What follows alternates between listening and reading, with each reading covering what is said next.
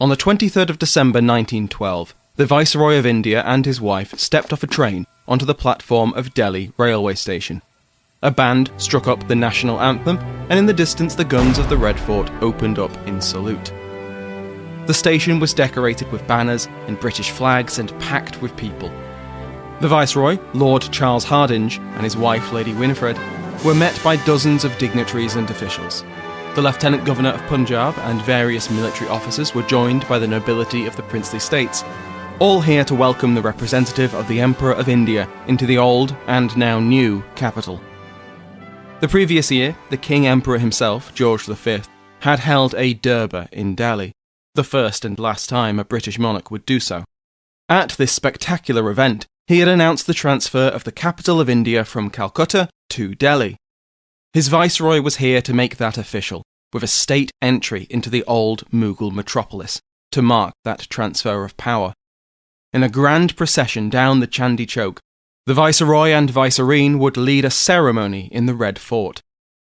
Hardinge inspected his honour guard as the first ranks of the parade set off from outside the station. The vice-regal couple then climbed up onto the back of a richly decorated elephant and into a silver howdah.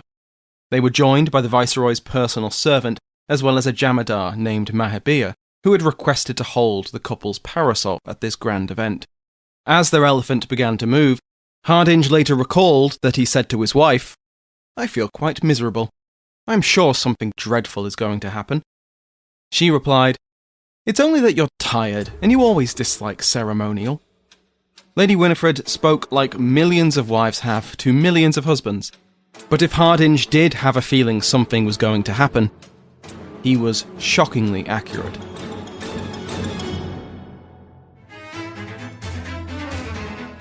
Down the packed Chandi Chowk, on the roof of the Punjab National Bank, was a spot to view the procession reserved for ladies.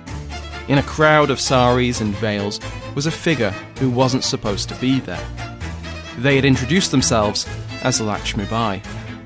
On another day, someone might have questioned their appearance or their voice, but not today. The procession moved down the street, a boulevard 75 feet wide and almost a mile long. The road itself was divided into two lanes by a row of trees. At the front of the procession were the Chief Commissioner of Delhi and the Superintendent of Police, accompanied by several squadrons of cavalry and a battery of horse-drawn artillery. They were followed by the Viceroy's honour guard and then a corps of cadets. Then came the elephants. The vice-regal elephant was the most grand, but others were richly adorned with silks and howdahs, carrying British officials and Indian princes. The path of the procession was lined with police officers, and plainclothes detectives were stalking the massive crowds who had gathered to watch. Next to Hardinge's elephant strode the Deputy Superintendent of Delhi CID, dressed in plain clothes, with a revolver holstered under his coat. The procession was about halfway down the Chandi Chowk when it passed the Punjab National Bank. A metallic thud sounded out right behind the Viceroy, and then there was a deafening explosion. Lady Hardinge was thrown out of her seat, down into the well of the howdah. Lord Hardinge was himself struck by several pieces of shrapnel, and his pith helmet spun off his head with enough force to fall down into the street. The Viceroy's assistant was also injured, his clothes shredded by the explosion and suffering dozens of minor cuts. But the worst fate befell Mahabir. He had been standing right behind the Viceroy.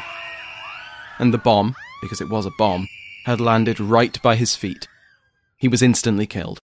The shrapnel from the explosion also injured at least 20 bystanders and killed a 16-year-old boy.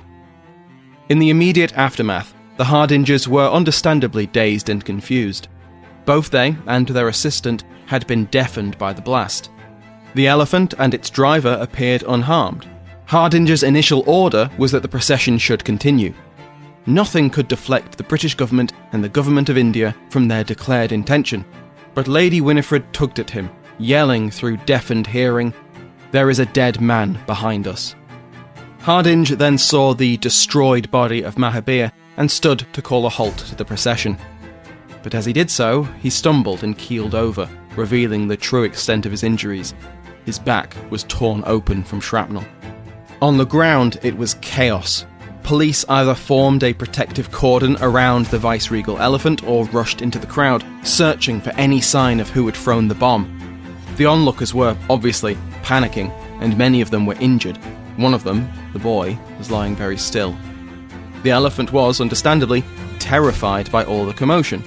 A bomb had just gone off on its back, and now there were people yelling and running around it, so it didn't kneel, and the police had to build a staircase of wooden crates to reach the howdah and get the wounded viceroy down.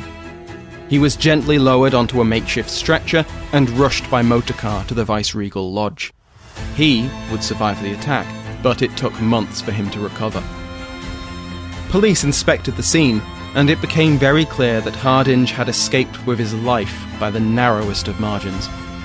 He had been saved by three things: his pith helmet, dented by screws, the silver howdah, which was mangled from taking most of the force and shrapnel of the explosion, and Mahibir, whose body had shielded the viceregal couple from the rest.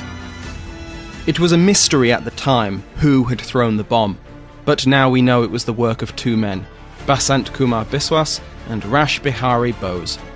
Bose had volunteered to assassinate the viceroy, telling another revolutionary that it was, quote, better to shoot an elephant than to get your hands dirty swatting flies. Winds of Change, Season 1, Episode 6. Reform or Revolution? Welcome to Winds of Change. I am Dr. Samuel Hume, and on this podcast, we will be discovering how the sun set on the British Empire. Last week, we saw the early seeds of Indian nationalism take root. Under the British Raj, middle-class Indians were trained and educated in British schools and formed local associations to petition the government or support their communities. After famine killed millions, these associations sent representatives to a new body, the Indian National Congress. Set up by Alan Octavian Hume, the Congress would become a central plank of Indian nationalism. And since a few listeners have asked, I don't actually know if he's a relative of mine. It's possible. It's the same Scottish spelling, so maybe. The Congress first met in 1885, and at each annual meeting the membership grew. By the end of the century, gatherings could attract thousands of people. But as we left off last time, we touched on the cracks which were showing within the Congress. After more than a decade of annual meetings, many members of Congress and other nationalists were disappointed with the extent of reform. A common description, then and now, was that it was little more than a debating club. In 1900, the Viceroy, Lord Curzon, remarked that, "One of my ardent desires is to assist the Congress to a peaceful demise." British conservatives like Curzon hoped that, given enough time, Indian nationalism would simply run out of steam. People within the Congress were aware of this danger and this criticism, and they wanted to change it. Moderates and liberals, like Gopal Krishna Gokhale, wanted to professionalise the Congress. Instead of meeting once a year and then going home to their day jobs, Gokhale saw politics as a full-time occupation, and he wanted to train the next generation of nationalist leaders to take it seriously. Taking an alternative approach, radicals like Bal Gangadhar Tilak were not convinced that the constitutional methods pursued by the Liberals would be effective. That approach was all well and good in a country like Britain, with a tradition of representative government, and where that government had to consider public opinion. But in India, the government didn't need to listen to the public. The Viceroy was appointed by Parliament in Westminster, elected by British voters, not Indians. And though there were limited aspects of elected government in parts of the Raj, which we'll cover more later, Tilak saw British rule as not based on consent, but on force and the penal code. Trying to negotiate Indian rights through this system, he thought, was a fool's errand. Tilak wanted to build up mass support through an Indian revivalist movement. He wanted to agitate and protest, and, his critics alleged, he wanted violent resistance. He published works on great Hindu leaders, like the Maratha warrior king Shivaji. He organised public festivals devoted to the worship of Hindu gods, like Ganesh. And this focus on Hinduism in particular was key to Tilak. Hinduism and India were inseparable to him, and the concerns of Indian Hindus always came before those of any other religion. So, Congress entered the 20th century as a big tent, but the canvas was beginning to tear. But the cause of Indian nationalism would get a boost from a surprising source. Lord George Curzon was Viceroy between 1898 and 1905. Straddling the last years of Queen Victoria's reign and the first of her sons, Edward VII, Curzon was a very Victorian. Curzon believed that the future of British rule in India was in his hands. Unfortunately for the Viceroy, he had butterfingers. To celebrate the coronation of Edward, he arranged a durbar in Delhi. Say one thing for Curzon, say he loved pomp. The 1903 Durbar was spectacular. The parade involved thousands of soldiers, dozens of elephants, his Privy Council, the princely rulers, and the Duke of Connaught, the King Emperor's brother. Curzon was disappointed. The King Emperor himself hadn't made the journey, but one must make do with what one has, and so a duke would have to do. It was a ceremony made for the big screen, and Curzon particularly understood the propaganda value the event presented. There were photographers everywhere, as well as 4 different film crews, 2 British, 2 Indian. The Viceroy personally met with all of them to discuss the best positions to film from. This was India's first film event, after all. Curzon wanted the Durbar to be a display of British imperial might and glory. The films were distributed throughout the Raj to be shown to as many people as possible. The reactions were mixed. It was an impressive display, but India was only a few years on from a devastating famine, and the optics really weren't good. In 1904, the British announced that the province of Bengal, the most populated and politically active province, would be partitioned, which was carried out in 1905. I asked Peter Heehs, a historian of the Indian freedom movement and author of The Bomb in Bengal, about this partition.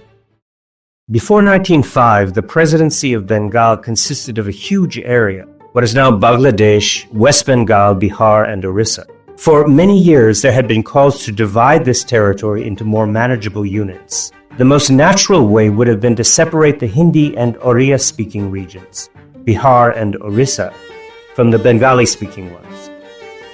The government chose, however, to draw the line between the eastern and western halves of Bengal.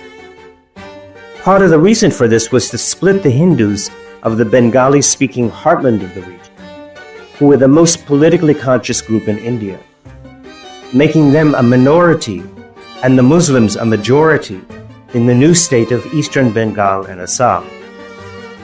Bengali Hindus were outraged by this divide and conquer maneuver, which they took as a blow directed against their community. In 1905, they launched the Swadeshi boycott movement to force the British to restore an undivided Bengal. This gave a boost to the independence movement, but at the same time caused Hindu-Muslim tensions to increase. The initial idea of partition was somewhat grounded in practical concerns. Provinces where the majority spoke Oriya would be grouped together. But after months of discussion and debate, entirely within the Imperial and Viceregal government, by the way, Bengalis were not consulted, the plan had changed. Bengal was split in 2, not along language lines, but by religion. A strong motivation for this new divide was to weaken the political power of the province. To quote the Home Secretary, "Bengal united is a power. Bengal divided will pull in several ways." Another quote, "One of our main objectives is to split up and thereby weaken a solid body of opponents to our rule." The response from the nationalist movement was immediate and fierce. Dozens of pamphlets in multiple languages were printed calling on Bengalis to oppose the plan. Petitions of tens of thousands of signatures were presented to the Viceroy and to Parliament in London. Calcutta, still the political centre of the Raj, was the centre of protest, with massive meetings uniting Bengali Hindus. When the Viceroy visited Dhaka, the city which would become the provincial capital of East Bengal, he was followed around by Bengali boys carrying signs protesting the partition. As the partition was carried out, the protests got louder, and the British response grew increasingly harsh. Marches were broken up by armed police. Reports of the violence meted out towards unarmed protesters, including children, filled Indian newspapers. Comparisons were made between the British Raj and the forces of Tsarist Russia, which had only recently crushed the 1905 revolution with overwhelming violence. For an empire which depicted itself as liberal and modern, this was a damaging comparison. Perhaps the most famous response to the partition of Bengal was the Swadeshi movement, self-reliance. The roots of this movement long predated Curzon, though. Dayanand Saraswati founded the Arya Samaj in Punjab, which attracted many middle-class Hindus in Lahore. A school was founded there, the Dayananda Anglo-Vedic College, which offered a European education without any European teachers. In the 20th century, the school had more than 900 students enrolled at a time, learning what they needed to enjoy a successful career in the British Raj, but keeping any cultural or religious contamination at bay. The Arya Samaj became a powerful force amidst imperial institutions, with more than 250,000 members in Punjab, and the majority of government officials in the province were members. Lala Lajpat Rai, a high-profile member of Arya Samaj, and a leading radical in the Congress, described how the British viewed the organisation. The foreign rulers of India have never been quite happy about the Arya Samaj. They have always disliked its independence of tone and its propaganda of self-confidence, self-help, and self-reliance. The national side of its activities has aroused their antipathy. They cannot look with favour on an indigenous movement which, according to them, can do big things without their help and guidance, and which has established a sort of government within the government. Lajpat Rai was instrumental in the formation of a new financial institution. Punjab was seeing an agricultural economic boom, driven by the canal colonies and growing migration into the province. Lajpat Rai put together a network of Punjab's leading men, most of them members of Arya Samaj, and encouraged them to deposit their financial capital into a new Indian-run bank, the Punjab National Bank. The bank went from strength to strength, opening branches all across India. It was the roof of their Delhi branch, which Lakshmibai threw a bomb from in 1912. But other than inadvertently providing a great viewing platform / assassination point for revolutionaries, the Punjab National Bank invested in the Indian economy. India was also industrialising. Not as quickly as many wanted, but it was happening. One example of Indian-led industry was in Ahmedabad, the old capital of the Gujarat Sultanate. Just north of the trading hub of Surat, Ahmedabad had been a centre of the textile trade for centuries. In 1861, the city's first modern cotton mill opened, just in time for the American Civil War to interrupt the supply of American cotton to mills in Britain. In 1867, a second mill was opened, and by the end of the century, Ahmedabad had 27 modern industrial cotton mills. It began to be called the Manchester of the East. Europeans were involved in this expansion as investors and engineers, but this was an Indian-led development. Ahmedabad's middle classes invested, traded, owned and expanded this industrial base. Which brings us to the 20th century. The push for Indian self-reliance, Swadeshi, built on these foundations. When news broke of the Viceroy's intention, few believed the justification that this was for administrative purposes. This was divide and rule, dividing the Hindu West from the Muslim East, and it outraged nationalists across India, but particularly in Bengal itself. The Swadeshi movement was one of the most immediate responses. Nationalists called for the boycotting of British goods, and in the short term this was very successful. In Bengal, the boycotts caused imports of British cotton to drop by 22%. The market for British cigarettes almost completely collapsed, and even the drink of choice shifted from English dark ale to German beer. Another bank, the Canara Banking Corporation, was established in 1906 to offer its services to Indians, and it exploded in popularity. Now, I don't want to overstate the economic damage this caused, as the boycott didn't last forever and sales of British goods did pick back up. but it sparked a much wider reorientation towards Indian institutions.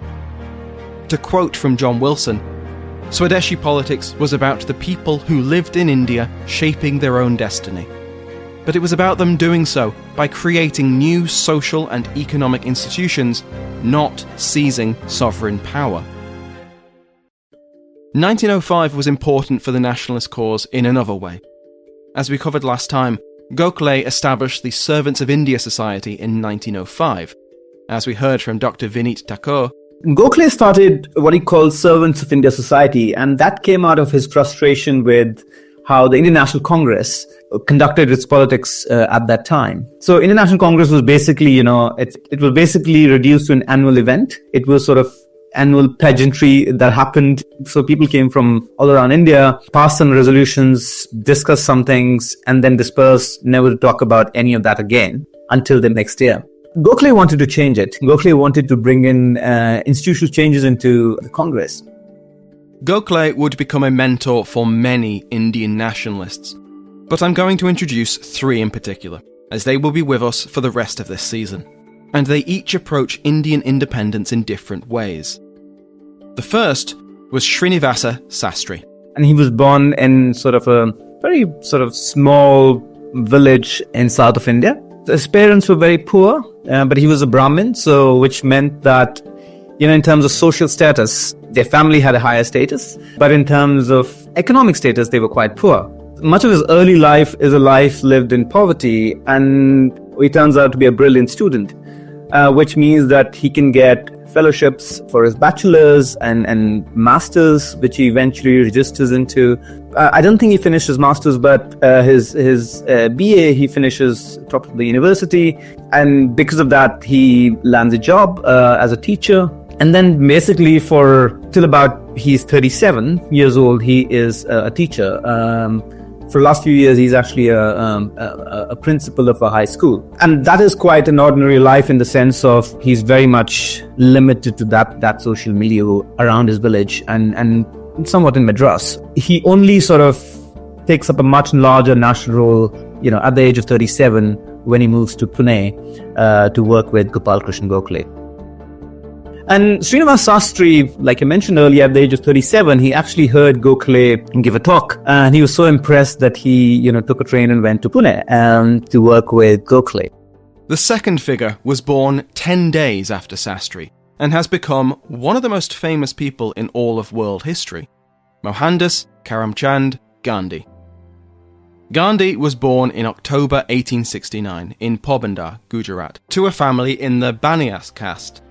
In the caste system, Baniyas sat below the Brahmins and Kshatriyas, but above the untouchables, the Dalits.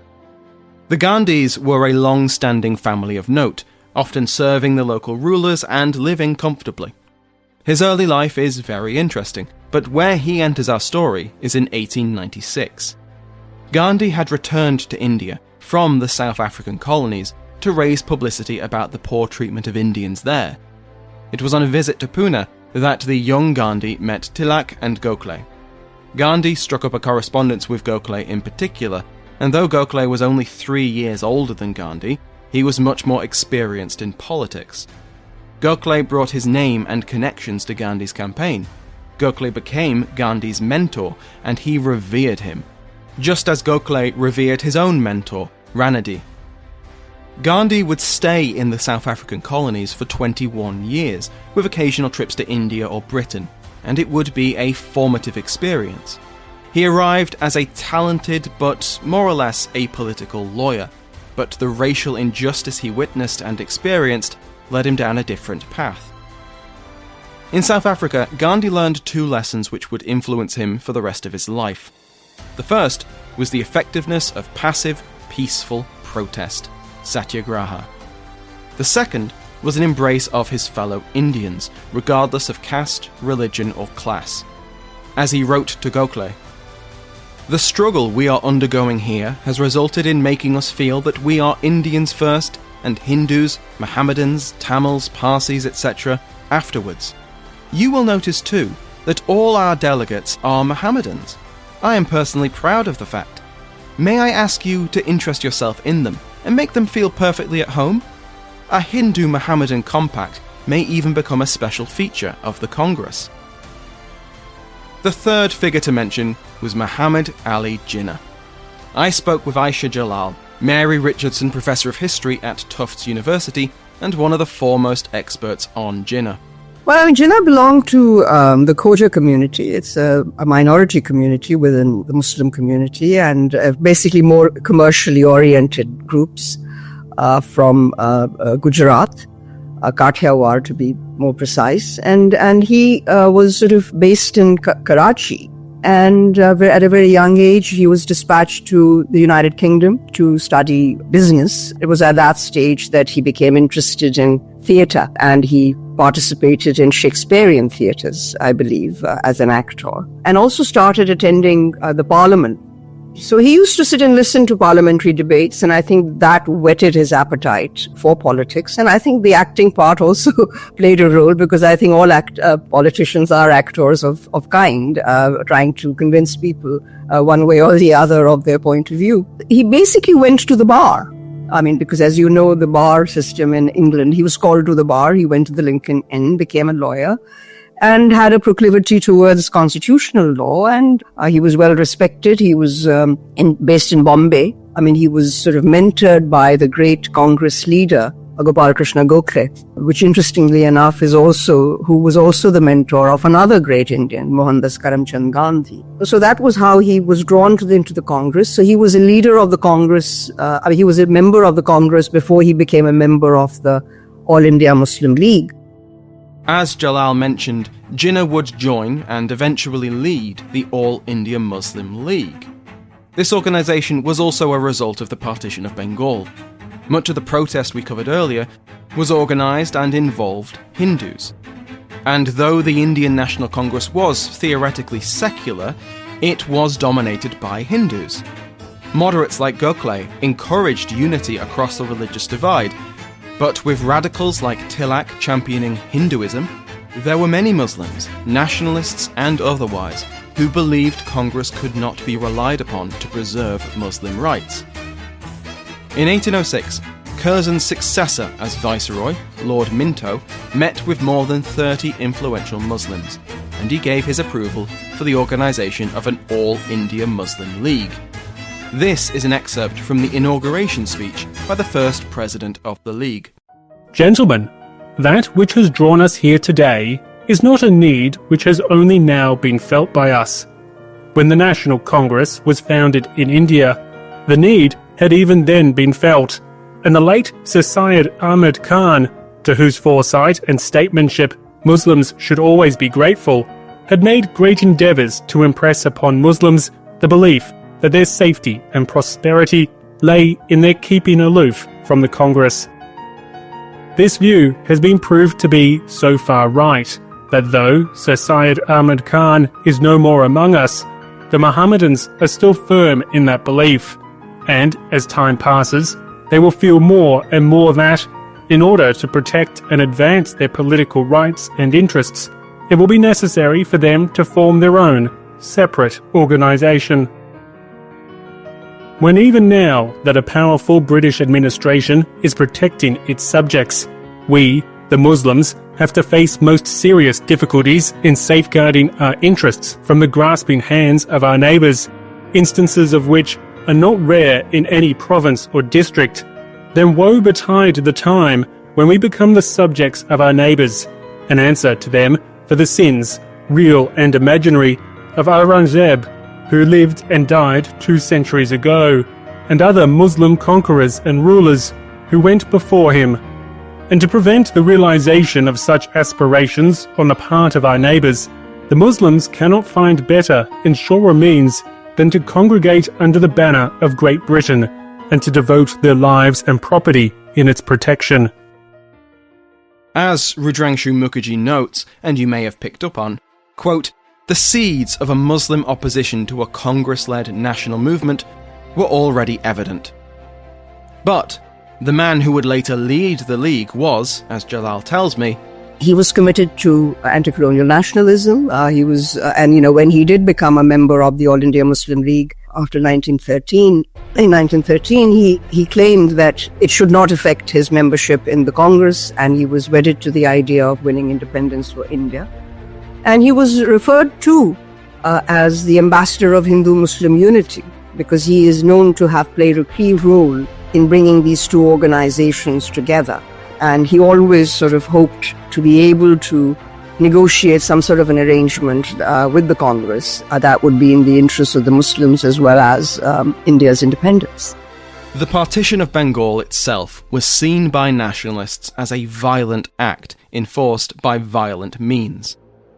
Despite the fears of the British, the unrest sparked by the partition of Bengal was unlikely to lead to a massive uprising in the manner of 1857, if only because the British held a monopoly of force, and a monopoly of guns, as it happens.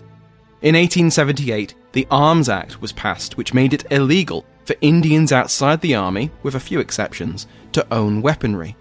Swords and guns were forbidden. This didn't stop determined individuals from getting a hold of them, but it effectively demilitarized Indian society. But there were determined individuals. As we saw last time with the assassination of Pune's plague commissioner, handguns were an option. But in the streak of revolutionary terrorism which followed the partition of Bengal, the bomb would become the tool of choice. That term, revolutionary terrorism, is worth lingering on. It can be controversial to label these figures as terrorists. For many in India, Pakistan and Bangladesh, they were freedom fighters who fought back against an unjust colonial system with justified violence. For some people, labelling these heroes as terrorists is an insult, especially now in the 21st century, when the term terrorism implies deliberate and massive civilian casualties. Perhaps the most influential book on this subject is Peter Heehs' The Bomb in Bengal. This was first published in 1993, with a second edition in 2004, and in both editions he reflects on how the meaning of terrorism has evolved. 20 years on from that second edition, I asked him what he thinks of the term. Terrorism is such a loaded term, with so many different meanings and connotations, that it has become difficult to use in academic writing. Properly speaking, it means the use of targeted acts of violence to strike terror into one's adversaries in order to achieve a political aim. The idea that it means acts against randomly chosen civilian populations gained ground during the late 20th century, and after September 11, 2001, it completely replaced all earlier meanings in the popular mind. That's why I felt I had to explain my use of the term in the second edition of Bomb in Bengal. One might wish for another term to apply to the violent side of the Indian independence movement. Some Indian historians spoke of militant revolution, but most violent acts by Indian revolutionaries were too slapdash to be called militant. You mentioned political violence. This is a good neutral term, but perhaps too broad. If, as Clausewitz famously wrote, war is a continuation of politics by other means, then every war in history, including those now underway, are instances of political violence. At the start of the 20th century, terrorism was primarily targeted assassination of political figures or small-scale violence to acquire resources for a political cause. The bank robberies carried out by a young Joseph Stalin in Georgia, or the assassination of Empress Elizabeth of Austria-Hungary, are examples of this. The events we're about to cover fit entirely within this framework. More recent works, such as Gentlemanly Terrorists by Durba Ghosh, tend to agree, and I think it's a perfectly useful term. Just as more moderate Indian nationalism drew from and contributed to global nationalist thought, so too did the more radical, violent wing. This included very practical subjects, like how to build a bomb. The international revolutionary world was quite interconnected, and Indian terrorists learned bomb-making and counterintelligence strategies from European revolutionaries, particularly Russians. I asked Mark Condos, historian of Imperial and Global History at King's College London, about this early wave of revolutionary terrorism. But within this sort of moment of political agitation against this very obvious divide and rule policy by the British, you see the emergence of a series of loosely affiliated secret societies known as Samitis. So one of the very prominent ones is the Anushalan Samiti. And these secret societies, a lot of them talk about, ideas of cultural and physical rejuvenation. And they also call for Indian independence as well. Many of them use explicitly Hindu or Bengali idioms to express Indian nationalism. So to some extent, this is a narrow vision of Indian nationalism. It's not a very inclusive one in terms of other religious or even ethnic groups across India. After the partition of Bengal, these groups eventually turned to violent means to realize Indian independence. And between 1907 and 1914, there were a series of bombings, assassinations, and attacks against British officials and other Europeans by members within these different revolutionary organizations, many of them centered around Calcutta. So the revolutionaries hijacked arms shipments, they robbed banks, they intimidated witnesses, they attempted to assassinate British police officers. In some cases they did.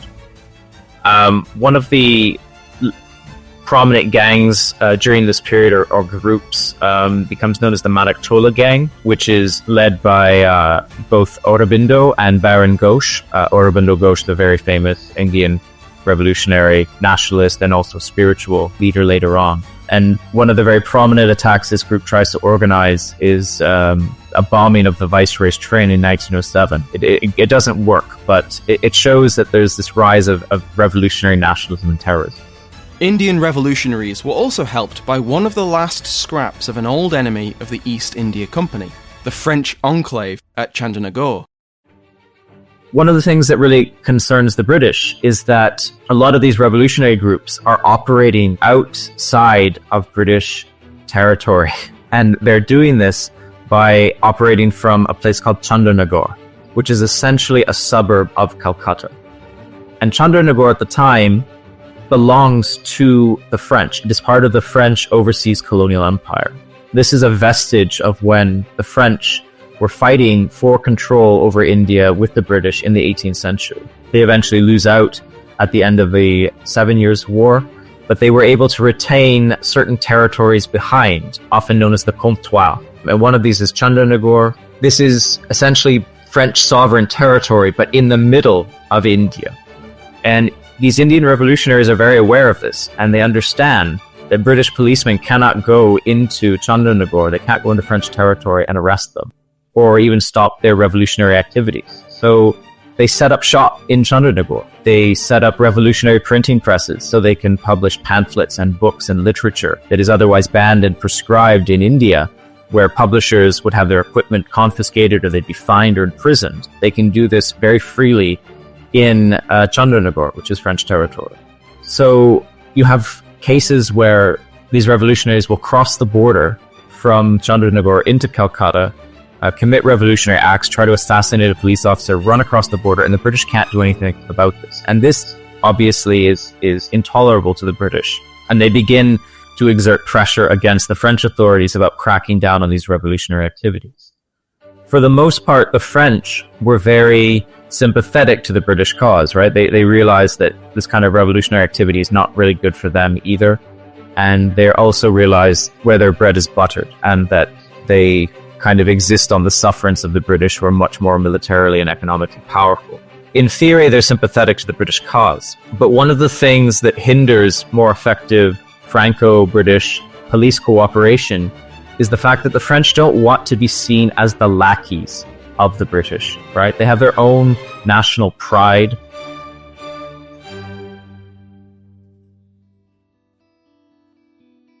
Indian revolutionaries are very savvy and aware of this, and they take advantage of it.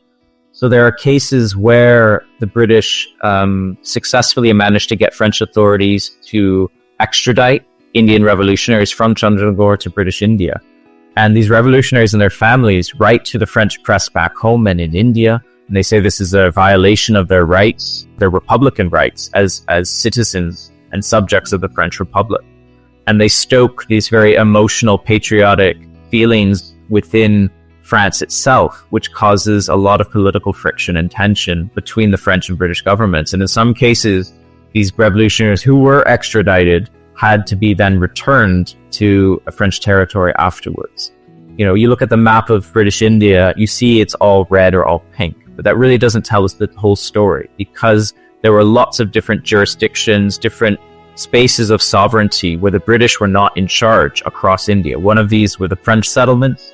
Another example, to some extent, are princely states, which retained their nominal independence after the Indian Uprising of 1857.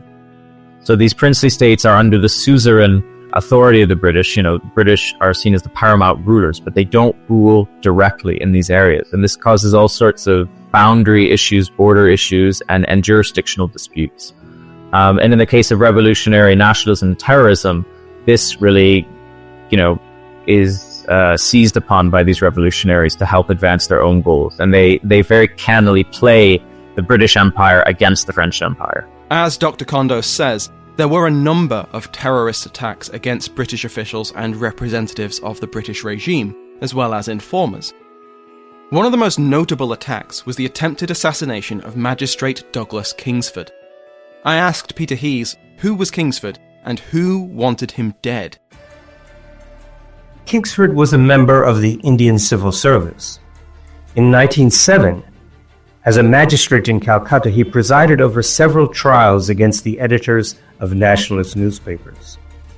Members of a revolutionary group associated with these newspapers decided to assassinate him. Aware of the feeling against him in Calcutta, the government promoted him to judge and posted him in the distant district of Muzaffarpur in Bihar. In 1908, the revolutionaries Khudiram Bose and Prafulla Chaki were sent there with instructions to kill him. They threw a bomb at the carriage they thought he was traveling in. Unfortunately, the occupants were two innocent English women who were killed. Arrests made after this attempt led to the famous Alipur bomb trial. The would-be assassins waited in the darkness outside of Kingsford's club, and when a carriage emerged from the driveway, they pounced. A bomb was thrown into the carriage, which exploded. Unfortunately for the assassins, and the two British women the carriage had actually been transporting, they'd got confused in the darkness. Kingsford was in a different, similar-looking carriage, and he got home without even realising how close he'd come to death. Those two women, a mother and daughter, died from their wounds. The two assassins were caught pretty quickly. They separated and one took the train.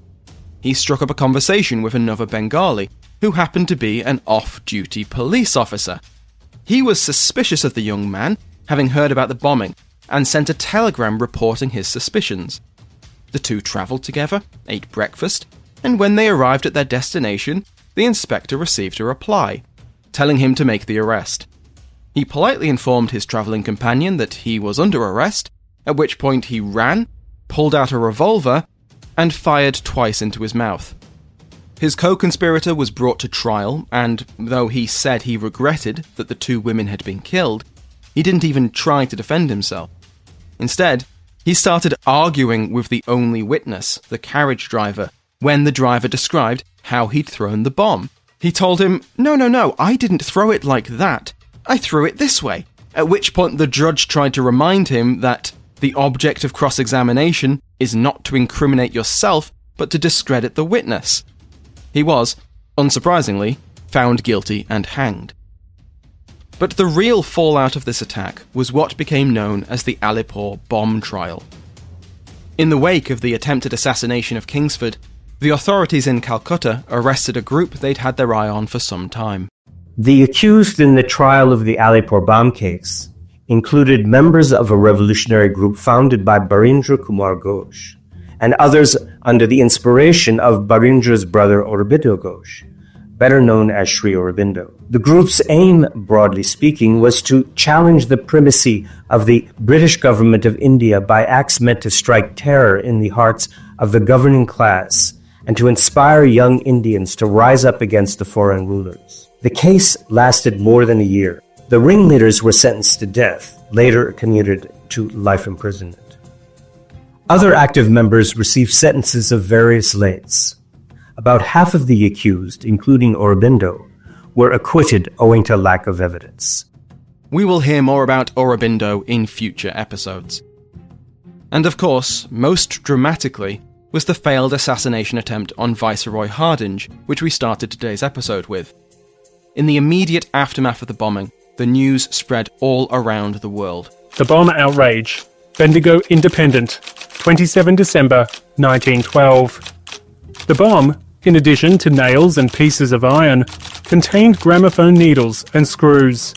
A number of native gentlemen have increased the reward of 10,000 rupees, £666, offered in connection with the outrage, and have also provided for the family of the native attendant who was holding the state umbrella over Lord and Lady Hardinge and was killed by the explosion. It has been ascertained that 13 persons were slightly injured by fragments of the bomb, in addition to those killed. The European and vernacular press in India denounced the crime as an outrage on the honour and dignity of the Indian people. The Bengal police believe that there was a deliberate conspiracy to assassinate the Viceroy. That final line is just some incredible police work, don't you think? The vignette we started today's episode with is mostly accurate, but the details of the assassins being dressed in women's clothes or giving their name as Lakshmibai isn't mentioned in the initial police reports, and so may be a later addition. This is all to say that, as widespread as these early terrorist attacks were, they weren't particularly successful. The bombers were more likely to kill random civilians than their actual targets. But this violent approach is not going anywhere. Throughout the rest of this season of Winds of Change, terrorism and political violence will remain a constant threat to British rule. The partition of Bengal also exacerbated the division within Congress.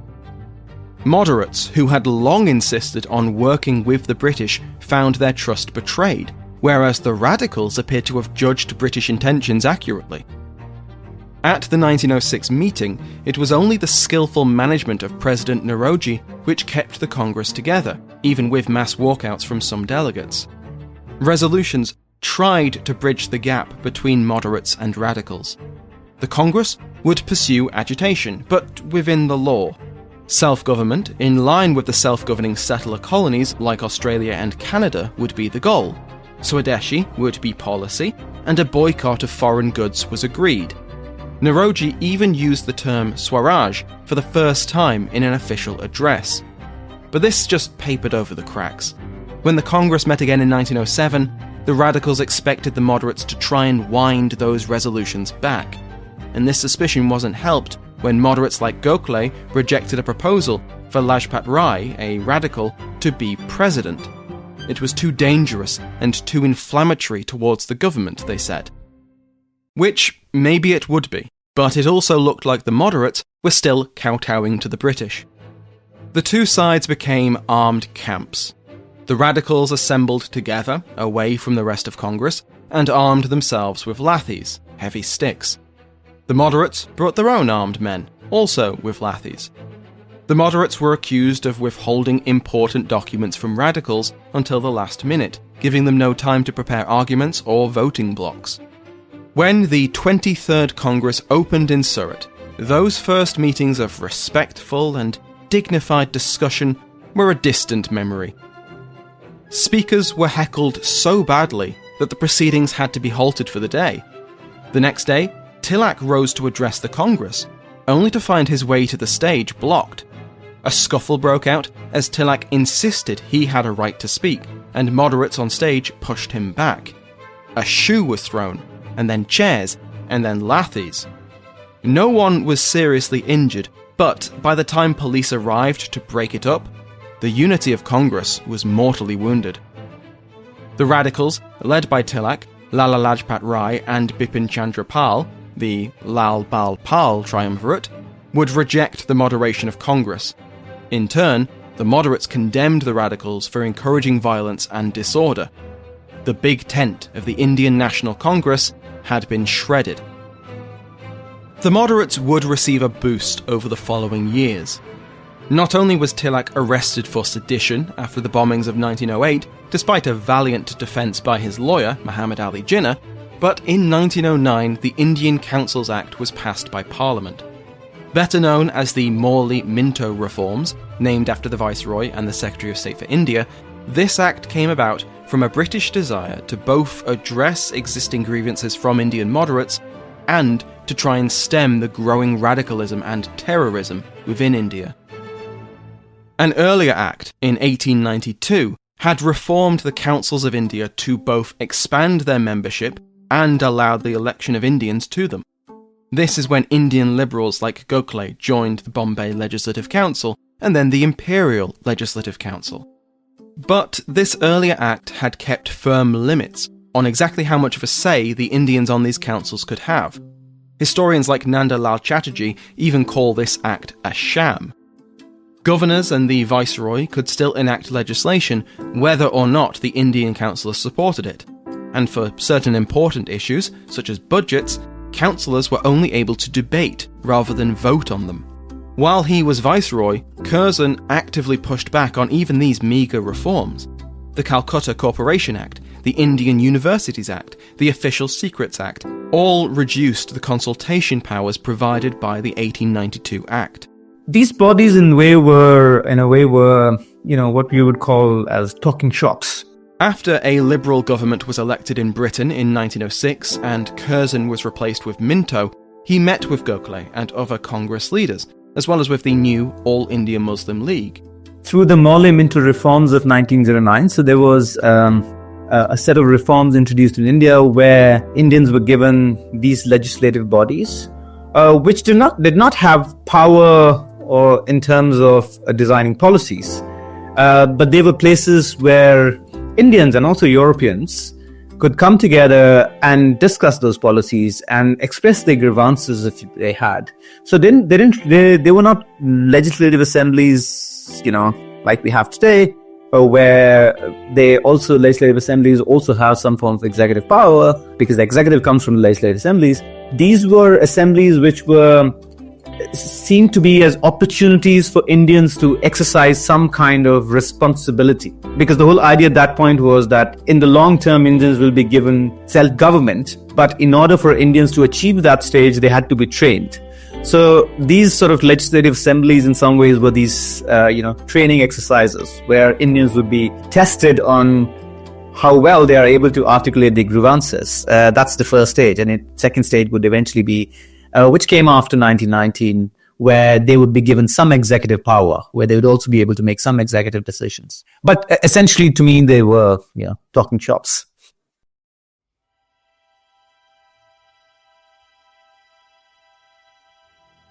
The Morley-Minto reforms addressed some of their grievances. The imperial and provincial legislative councils were expanded again, and importantly, Muslims would vote for Muslim-only positions on them. At this early stage of Indian representative government, limited as it was, the electorate was now formally divided. His successor as Viceroy, Lord Hardinge, oversaw the 1911 Delhi Durbar with the new King Emperor in attendance, which must have had Curzon fuming, the transfer of the government capital from Calcutta to Delhi, and the reversal of the partition of Bengal. It was hoped that these concessions would stem the tide of Indian nationalism which had exploded since 1905. But, as is usually the case, it was too little, too late. Next time, we will follow India into the First World War. This was a monumental undertaking, and it would have serious repercussions for the cause of Indian independence. In the corridors of power and around the conference tables, Indian sacrifices would be a powerful argument in favour of constitutional progress. But in a world war, there are an awful lot of guns floating around, and Britain's enemies hoped to fan the embers of violent dissent. Next time will be 2 weeks from now. I'm taking a break at this halfway point, right before Hogmanay, and before we enter the final decades of British India. In the meantime, if you are celebrating with family over the next couple of weeks, why not introduce them to Winds of Change? Word of mouth is the single best way to help an independent podcast like this grow, and what could be a more festive topic of conversation than famines and bombs? But don't take over the Bluetooth. Tell them to search for Winds of Change on their podcast app. After all, they'll probably want something to listen to if they're cleaning up after a big meal. Featuring the talented voice work of Will Clark, host of Grey History, the French Revolution podcast. Go check it out if you want to hear more revolutionary history. Thank you to our guests, Mark Condos, Vineet Thakur, Ayesha Jalal, and Peter Heehs. You can find the full details of our guests and their published work in the episode notes. All research, writing, and production by me, Samuel Hume. Thank you to everyone who has left reviews and comments, and of course, thank you for listening.